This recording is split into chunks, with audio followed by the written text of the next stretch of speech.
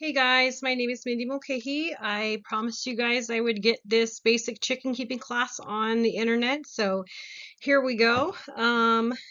So for those of you that don't know, I am the owner and I guess founder of Thunderbird Conservation Farm. I have been keeping chickens since about 2015. I studied at University of Edinburgh for poultry welfare, mainly poultry psychology. And then I transitioned into doing livestock welfare advising in my local area. So I haven't had to go for any big operations here in a while. I mostly do like small farms. People want to know how to better keep their chickens, how to better keep them happy, healthy. So I mostly get called in to advise there. Um, and then currently I'm back in school for sustainable farming and livestock management.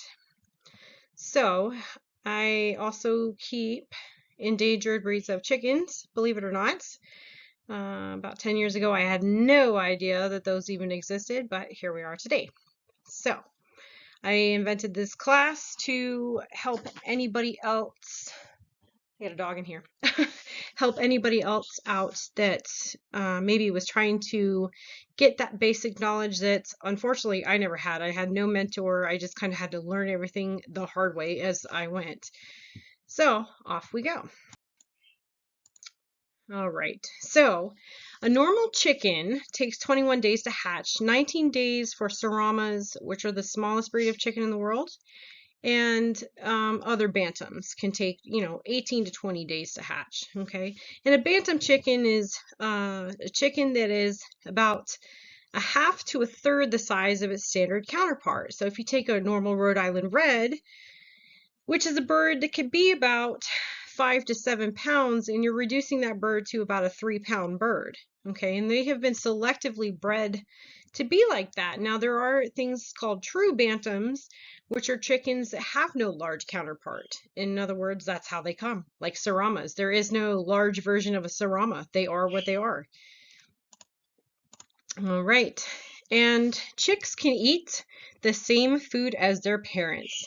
So for anybody that gets chicks and orders them from a hatchery and you get them home and you think, well, I can't feed them all these nice snacks because they're just babies, that is not true, because when I have my mama chickens on the farm and I throw scratch out and I throw kitchen scraps out, she is showing her babies to eat the same foods that she eats. Okay, she'll even break pieces off for them to eat, little teeny tiny baby chick size pieces, or the chicks will get the sizes that they can manage. Okay, every now and then you'll see one walking around with a big chunk of corn in his mouth, but usually they figure out that they can't swallow it and they spit it out pretty quickly. Okay, with those baby chicks, it's also crucial that they get chick grit. Okay, a lot of people get these chicks from the hatchery and they get them in the brooder and they've got their food set up in their heat and their water, but they forget that we're not outside, so we actually have to have something like grit. Okay, it is a part of their digestive process, and unfortunately, without it, what you'll see is chicks of the same age in an environment that have grit will be larger and they will thrive better than chicks that are not provided grit. Okay, so by not providing grit, you could potentially stunt your chicks. So it's actually very important. They do sell chick grit at a lot of local feed stores, Tractor Supply. You can get them at IFA. So you can get chick grit. All right, and your brooding temperature should be 95 degrees when you first get your little babies. Either they hatch out or you order them in. It should be 95 degrees, and every week that you have them, you need to be decreasing that temperature by 5 degrees. If not, what you're going to see is your chicks will gradually and more like leave from your big light bulb that you have and hover to the outsides of the brooder that you have, because they're probably going to get too hot. Okay, now they have these giant halogen looking bulbs. That's usually what I start out with for little tiny chicks. And then as they get older, I'll switch to a smaller light bulb, like a reptile basking bulb. Okay, now there's a lot of a lot of talk out there over red lights. Don't do red lights because they're picking at each other. It can cause picking. I've never had a problem with it, but just know that if you are concerned about it, or you start having a problem where your chicks are pecking at each other for whatever reason, okay, that they do have clear heating bulbs that you can get at the stores. Okay, and I think even Walmart carries the clear ones. All right, now let's start going into food. Okay, this is a huge one, especially for. Did we go? Yes, we did. Okay, sorry, I'm having to wait on my camera to catch up to me. All right, let's start covering food. Sorry, I'm going to sip on my lemonade here because it is super hot in my house right now. I'm going to food because it is a hot topic right now. Chickens, the most important parts of their food to them are going to be the protein and the vitamins, okay? And most of the protein from a chicken are coming from corn-based or soy-based feed products. Even if you get the organic feeds, a lot of them use non-GMO soy. Okay, in my area, I'm on the West Coast, so we have Modesto Milling close to us in California. We can get that here in our little town. Tractor Supply has a couple good varieties. I know Star Milling has some organic ones, but you are going to pay for the organic feed, okay? Nothing good is ever cheap, just like your baby chicks. So I recommend, okay, a maintenance feed of between 16 and 22%, all right? Now, this doesn't take into fact baby chicks, and this doesn't take into fact your winter feedings, all right? Because you definitely don't want to be feeding a baby chick 16% protein, because with their bodies changing and ever growing, unfortunately 16% protein is just not enough protein for them. Okay, they need to be at least on a minimum of 20% to 22% protein, sometimes 23 if you can get it. I've seen some of those because their body is building so much muscle so quickly that they actually need that extra protein to be able to efficiently get the growth rate that they're supposed to get. Otherwise, you can end up with a bunch of deficiencies and leg issues, especially. And then in the winter time, you can even go from 22% protein to sometimes upwards of 32% protein to keep your birds in good laying condition and feather condition. Because during the winter months, things do tend to drop down. And because of their body burning more calories to stay warm, they are going to need a higher caloric intake to maintain their body weight. Otherwise, they have to choose between their body starving or producing eggs. And when they have to make that choice, you're not going to get any eggs. All right. Supplement your birds with calcium only if it's needed. So a lot of these commercial feeds are already supplemented with more than enough calcium to support a laying hen, which oddly enough is bad for your roosters. So if you are buying these layer feeds with this extra calcium, you actually don't want your roosters to eat a whole bunch of it because it can actually affect their kidneys. It'll tax their kidneys too much. And I know in my area, I'm on what they call the kidney stone belt. It's like California, Nevada, Arizona, and Utah. It's like this wonderful belt where in our water system, we have excess amounts of calcium.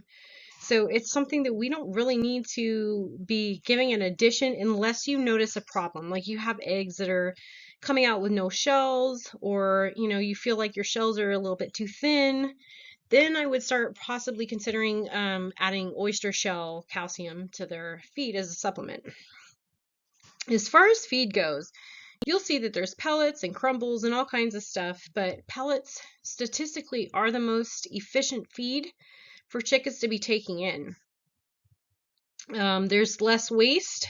When they kick and scratch around, they don't tend to swipe as much out of the feeders as they do with other types of feed. And then your scratch is actually, it's important for warmth.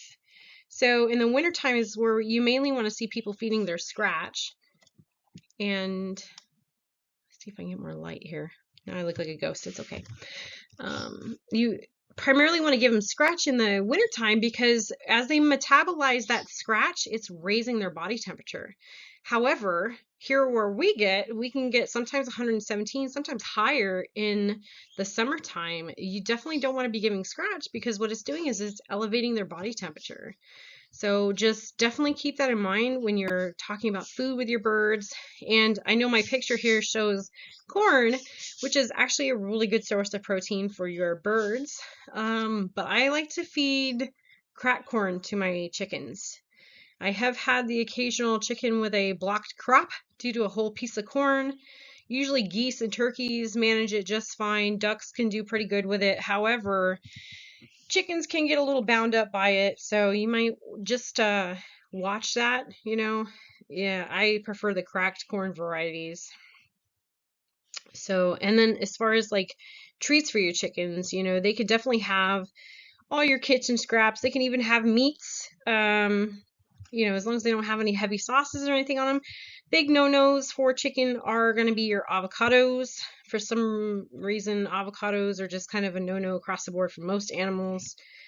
But definitely a no-no for birds. And then onions. You can feed onions to your birds. However, if you feed too many onions to your chickens, you are going to have onion flavored eggs.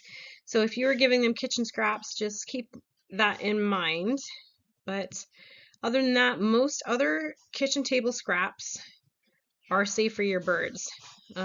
Apples, a lot of people worry about apple seeds, but it's just like it is with people in cherry pits. You know, you would have to eat so many of the apple seeds for it to do any actual damage. So don't stress about it. If you throw a whole apple out, you know, and your flock picks it apart, even if one chicken managed to peck all the seeds out of the apple and just single-handedly eat all the seeds, I promise you, your chicken's going to be fine. Okay. Now, I wouldn't make a habit of it just collecting apple seeds to feed to your chickens, but just know if they get some, it's going to be okay. All right, let's go over space requirements. We're going to go over space requirements for chickens now.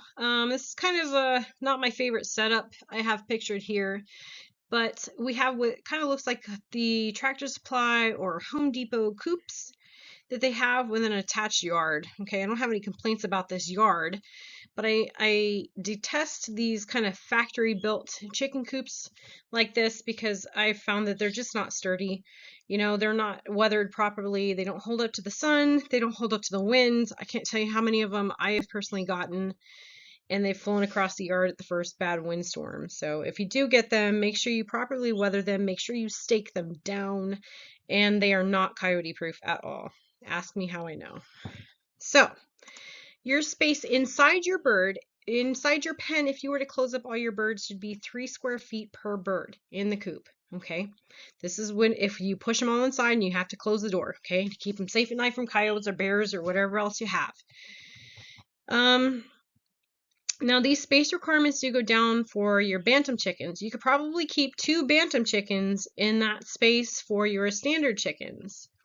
Okay, but just keep in mind the more room that you give your chickens, the healthier and the happier that they're going to be. All right, the more you pack into a tight space, the more that they're kind of prone to getting stressed, and the more they get stressed, the lower their immune system gets and the more susceptible they are to getting sick. All right, outside your pen, your birds should have 10 square feet per bird. All right, this gives them the ability to get away from each other if they have differences of opinion, because believe it or not, chickens don't always get along just like people, you know. They've got, oops, my light's turning out here. Sorry, guys.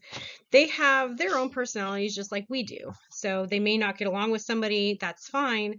They could still be in the same pen, but give them an outlet to get away from each other, okay? For people that don't feel safe letting their birds outside of pens that are set up like this, I like to suggest including boredom busters of some kind in there. My favorite thing for pens like this when I have to put my birds on lockdown is I like to hang a head of cabbage, okay? One of the biggest complaints I get, one of the biggest things I get called out for is chickens pecking at each other, okay? Pecking behavior is usually, it's a boredom behavior. You know, they're bored and it's a behavior, it's like a stress behavior when they start pecking at each other. So, and if you have a bird that's been pecked and you see blood, get them out of there, because it's like putting them in a pool of piranhas or sharks. Okay, they can't help themselves. Once they see it, everybody's on it. So get the bleeding stopped, get them treated before you put them back in there. If you've got a bird that's been pecked to that point, to where they have exposed tissue and stuff, you need to get them out of there, and you need to separate them until they're well enough to be in there, because if not, it is not going to stop. Okay. All right, I feel like that has pretty well covered our space requirements. Okay, and go to our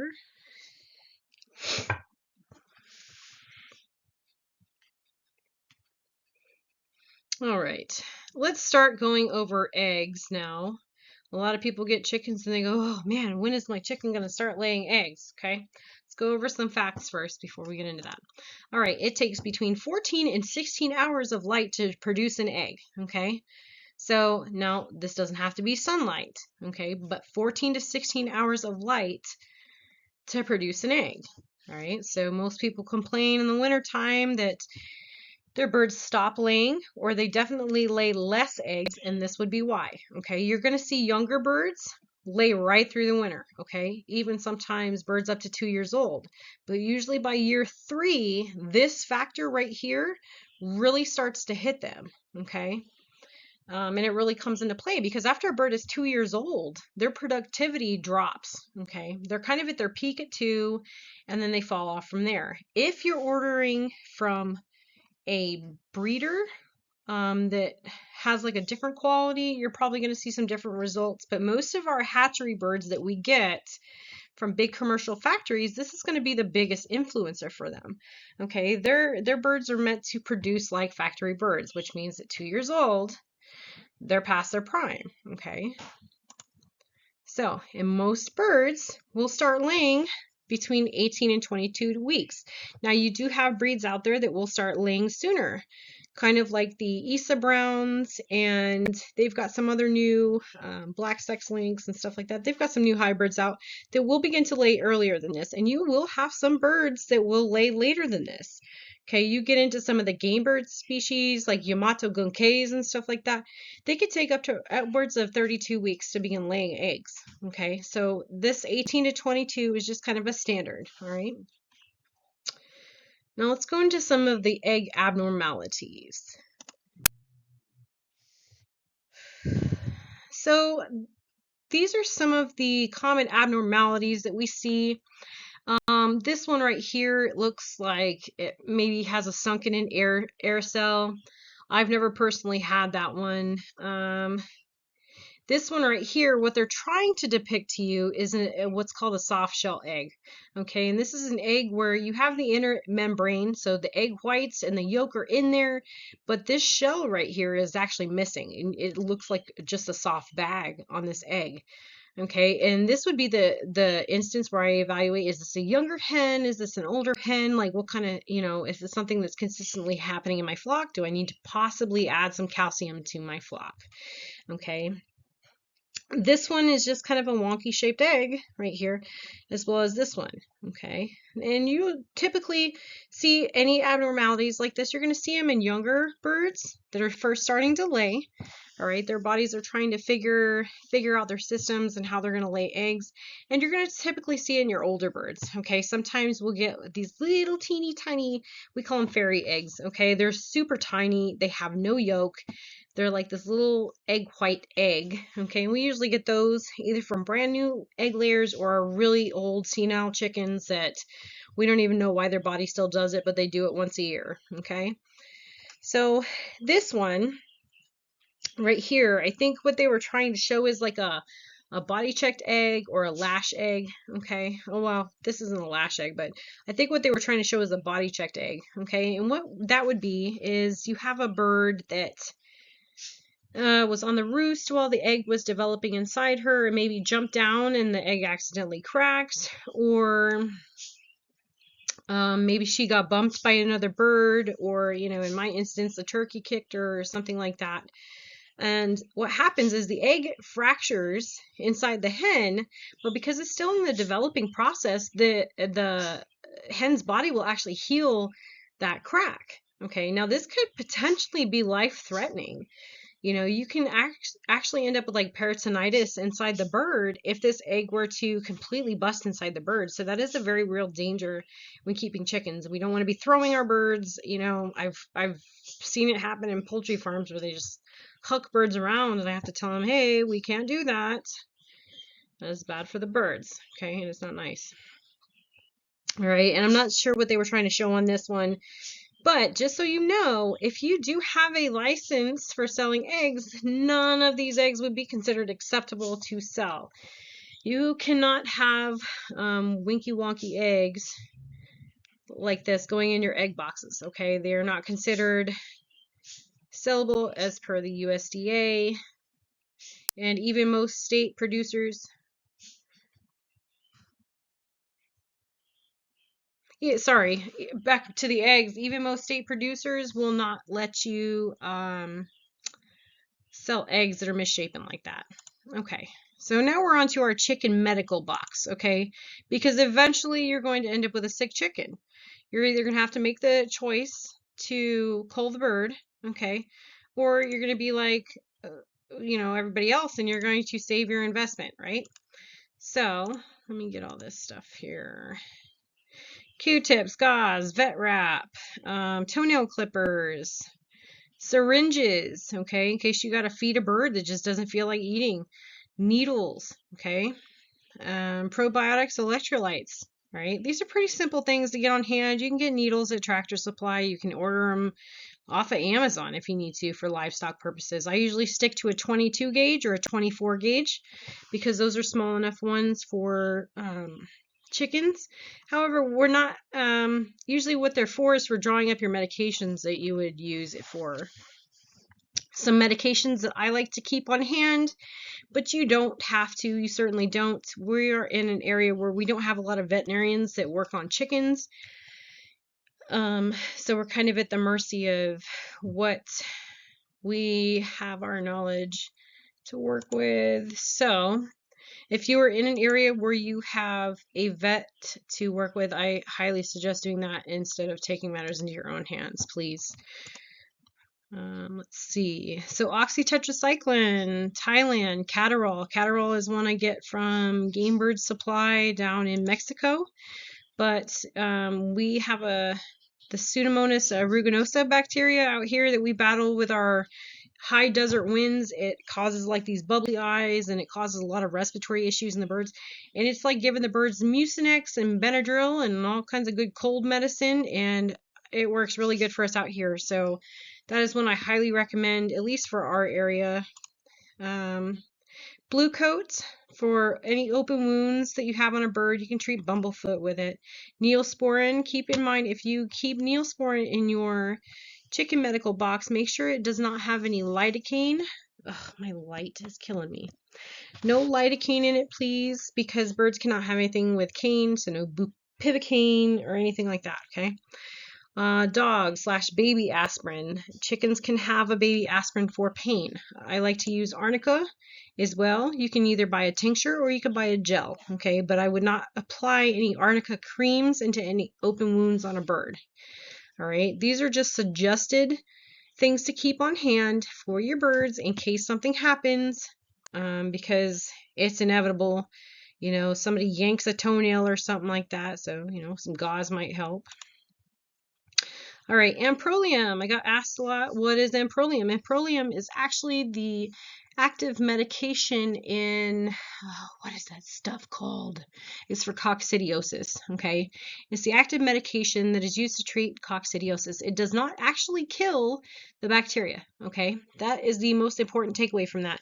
Amprolium is not going to get rid of the coccidiosis in your bird.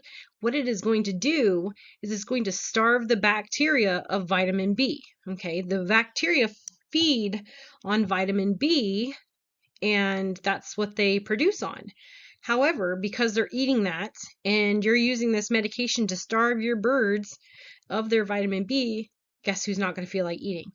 your birds aren't going to feel like eating because they don't have vitamin B. And vitamin B actually helps give them an appetite. So look at vitamin B as like marijuana for chickens. Okay. They get the munchies really big.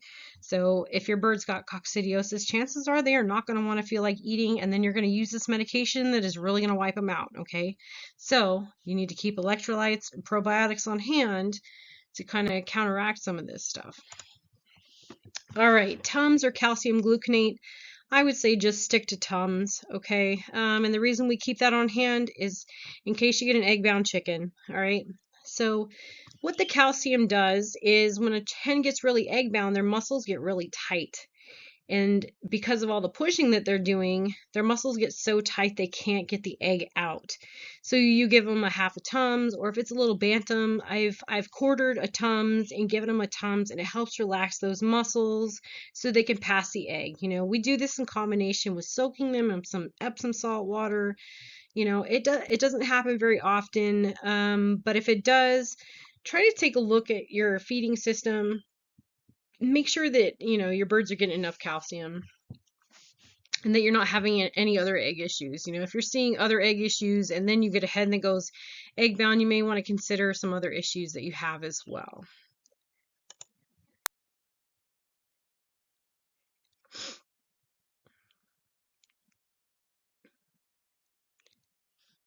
All right, so we're going to start going into, this is where it gets nasty, folks, okay? We're going to start going into some common illnesses we see in our area, okay? I am not a vet, so I cannot tell you what dosages to treat your birds if your birds ever do get this, okay? All I can do is tell you, hey, this is what it looks like. This is what it, you know, walks, talks, and looks like. This is what it's treated with, but it is your responsibility to get with a vet and at least work with them. Okay, so this is what we do in our area. I say, hey, I have this, and this medication lined up. I have 10 birds that are showing these symptoms. What can I treat them with? Okay, and usually the vet will go, sounds like this is your best bet. This is what you should dose them with. Okay, this is why I suggested keeping some of those medications in your chicken med cart. All right, so infectious coryza is actually a really common one. Sometimes people will call it ROOP. Okay, that's the old term for it. You'll see the bird sneezing, nasal discharge, really ugly bubbly eyes. Okay, it'll look like snot coming out of their eyes. It's gross. They do like this weird head shaking thing, like they're backing up and shaking their head. But the biggest thing is they get this telltale donkey braying cough. Okay, you'll have a hen that sounds like she's trying to crow like a rooster, just ha. Okay, just like that. I know it sounds funny, but that's exactly what it sounds like. You know, everybody stops and looks. Trust me when it happens. It's just a very weird sound, and that's what it is it's infectious coryza. Okay, so the birds are not going to want to eat. You know, they're going to have diarrhea, and they're going to be over in a corner huddled up, and it's so nasty. Okay, but your treatment is with sulfa medications, erythromycin, or oxytetracycline.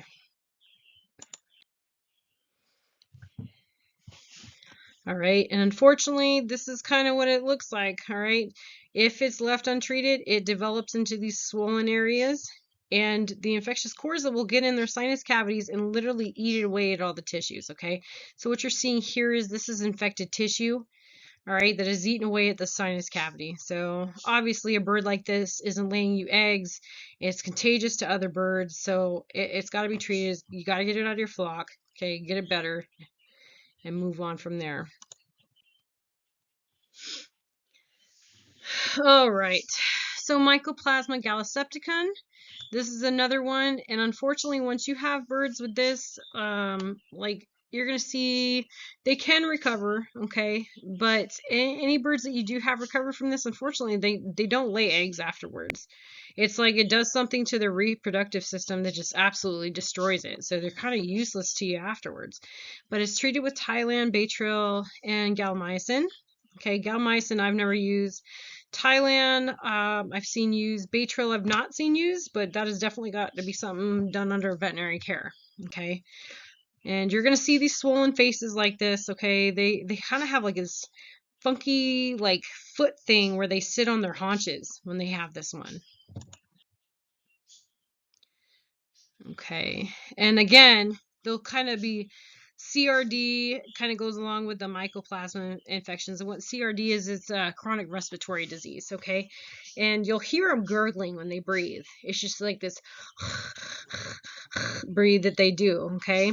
And they kind of sit over the corner. They're very lethargic, and it's one of those things. If you don't catch it early, it gets worse.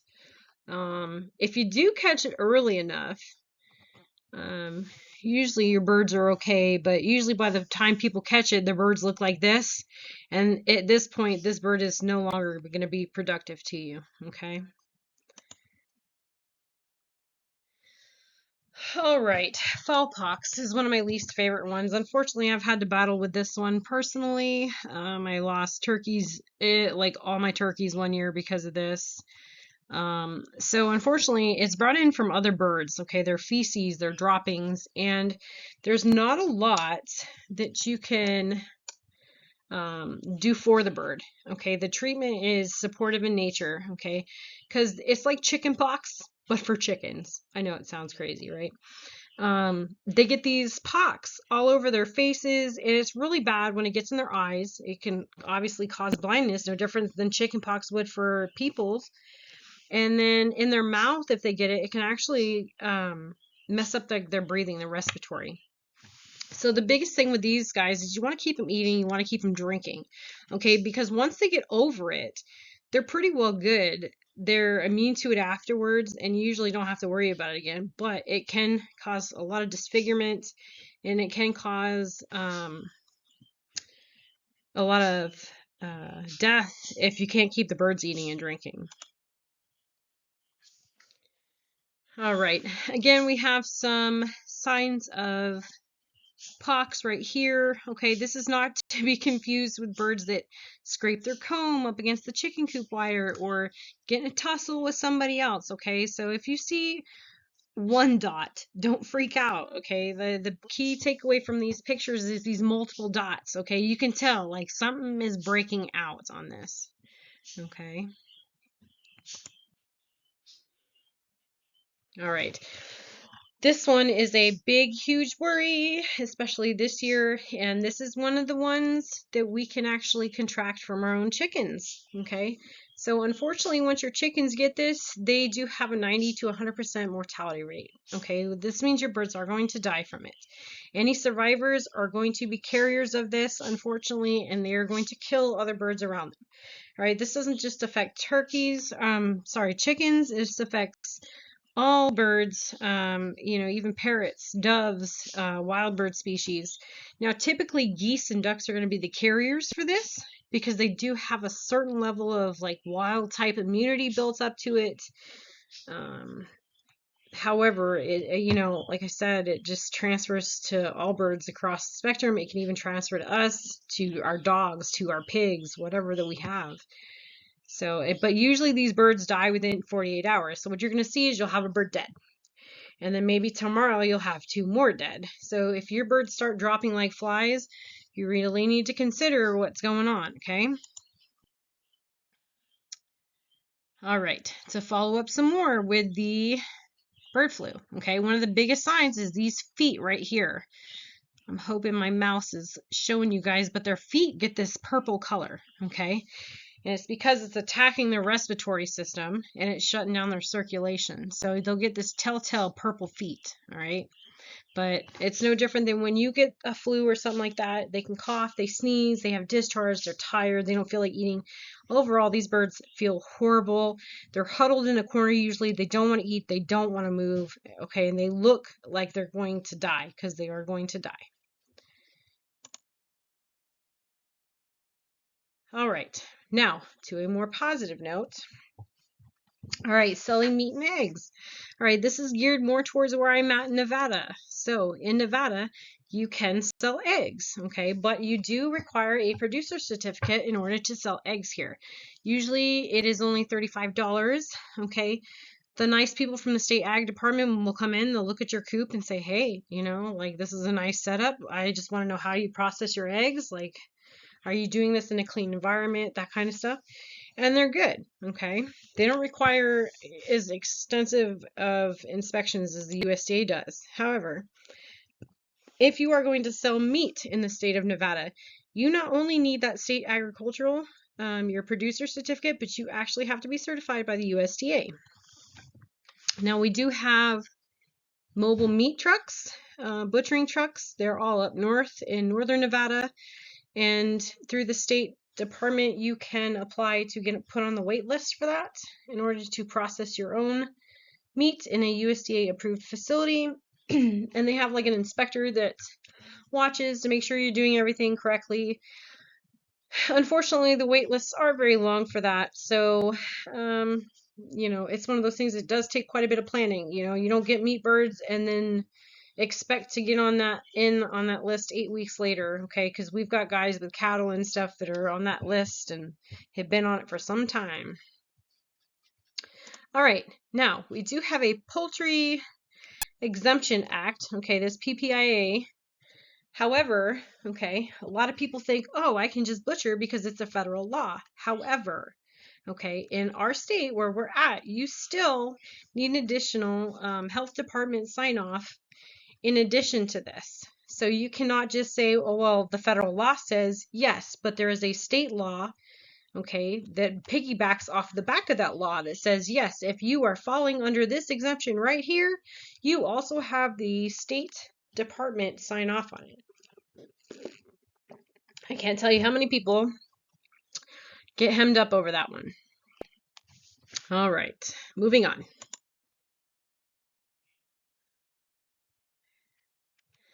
So let's talk about NPIP. Okay, NPIP, you will see a lot of these hatcheries that say NPIP AI clean. All right, what that is the National Poultry Improvement Program. Unfortunately, Nevada does not have an active NPIP program. It does have programs that tell us how to work with other states and other entities that have a functioning NPIP program, but we ourselves do not have one.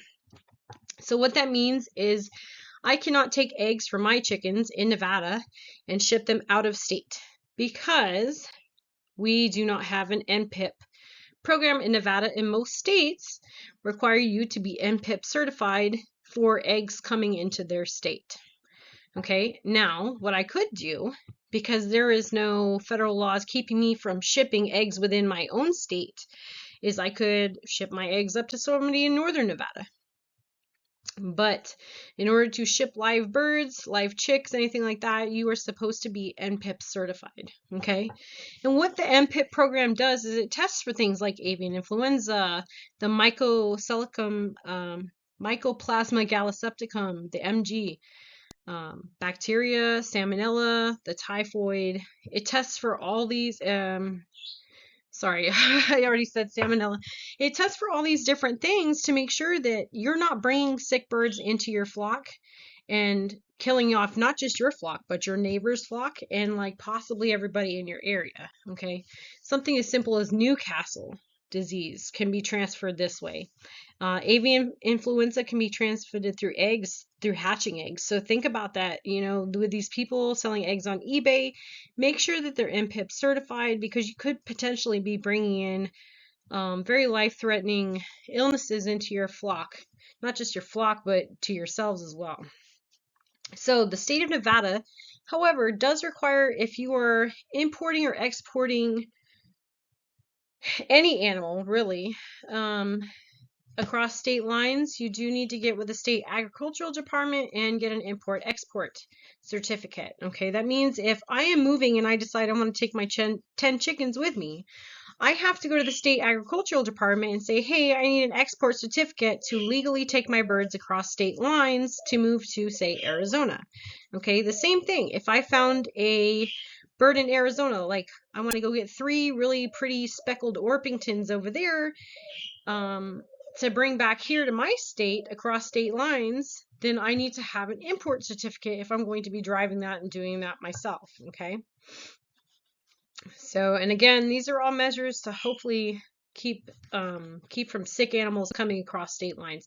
Now, what this doesn't mean is if you're taking a bird to a poultry show, okay, say you've got a kid that's doing 4-H and you're going over next door to California. Now, California may have some different rules, okay, so don't quote me on this. But as far as the state of Nevada is concerned, you do not need an export certificate to go to that poultry show and come back with your bird. Okay. Um, like if you're, you fancy pigeons and you're going to a pigeon show or something like that. But hopefully, even though you don't need those certificates, you are practicing good biosecurity measures.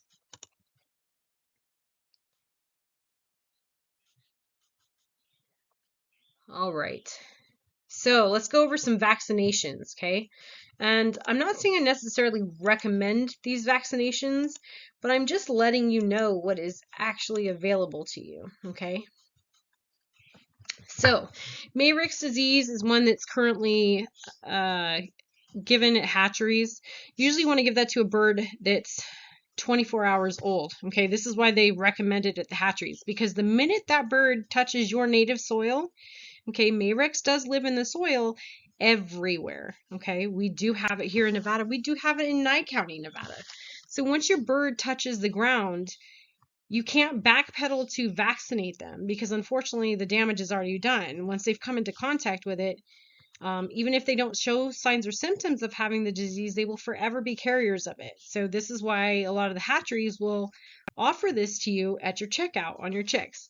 Now you can order this one and you can give it as a sub-Q injection under the back of their neck, but you would definitely need to have the vaccine on hand and ready for your chicks when they arrive to you. Newcastle bronchitis, avian bronchitis is another one that you can do. That is a live virus vaccine, and it is a 2-dose vaccine typically. So you usually have to mist your birds, and because Newcastle is something that people can get, you have to be very careful on handling your birds for 10 days afterwards, and then you have to mist them again, and then the same thing. So you can't go from your chicks to your adult chickens that do not have this vaccine because you run the potential of causing a live outbreak of this virus. Okay, so I've done this one in the past. It sounds scary, but it's actually pretty easy to manage. All right, pigeon pox, fowl pox, and avian encephalomyelitis. Okay, this one comes as a web wing stick. So you get a tube, your vial with your stuff in it. It's like this blue liquidy stuff, and you get this horrible like fork looking thing. Okay, and you got to stretch the bird's wing out, and there's like this little gap. Okay, and you got to poke in the gap. It reminds me of the smallpox shots. If anybody has ever had one, it kind of reminds me of that, except you don't have to do it a whole bunch of times. You literally just stick them once with it, and that's it. That's it, and they're immune. So this one I have given myself. I actually really like that one because when we had the fowl pox outbreak, we got to see it actually work. All of our birds that did have the vaccine stayed immune to it. Their offspring stayed immune to it. But all of the birds that did not get vaccinated with this or were not offspring ended up with the fowl pox, and it sucked. We lost a whole bunch of birds. All right, MG is the Mycoplasma gallisepticum vaccine. They do have a vaccine for this one. This one is a little bit pricey, okay, because you can only get it in large dose bottles, unfortunately.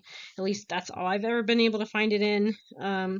This is a really simple one, but it is another 2-dose vaccine. It's a sub-Q under their neck, and it's pretty simple. It's pretty straightforward. But it is one of those that you should give them. I believe you start this one while they're in the brooder. And then their second dose they usually get while they're outside, okay? But because it is such a very common bacteria, and like I said, if your chickens get it, like they're no longer going to produce for you. So it's definitely a good thing. I have vaccinated some birds with it. I don't anymore, but I have used it in the past before. Mayrix as well. Okay, and I like to order these 3 right here, the Mayrix, Newcastle, and the pigeon pox. I typically get those from Myers Hatchery. That I've always had good luck getting vaccines from them. They're very quick. It is shipped in a cooler, and I believe all these vaccines are manufactured by Zoetis.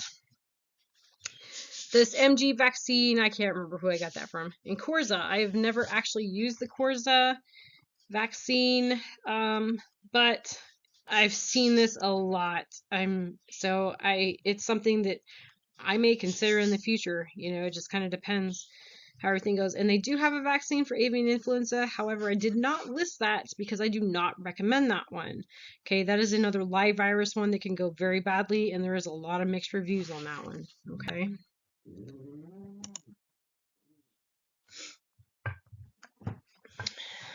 All right.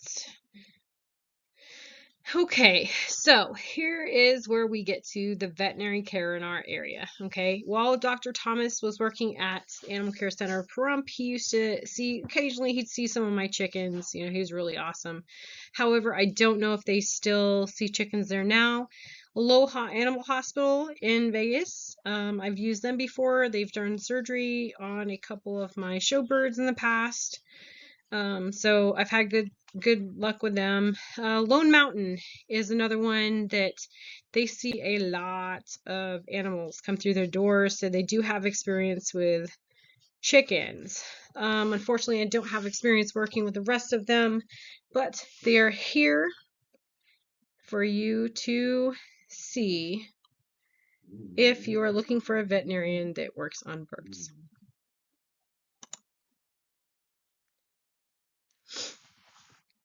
All right, guys. And lastly, if you have any questions, please feel free to reach out to me. You can reach out to me on Facebook at Thunderbird Conservation Farm, or you can reach me at my email at mindy.mulcahy@gmail.com. I'll be happy to answer any of your questions. I know, like, there's some things that kind of get missed on this. Bedding was one that I like to have people come to the farm to kind of view the setup that we have here.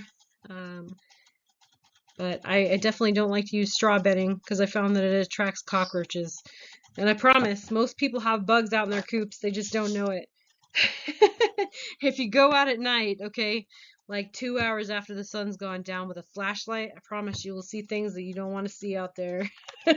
But your birds got you covered, okay?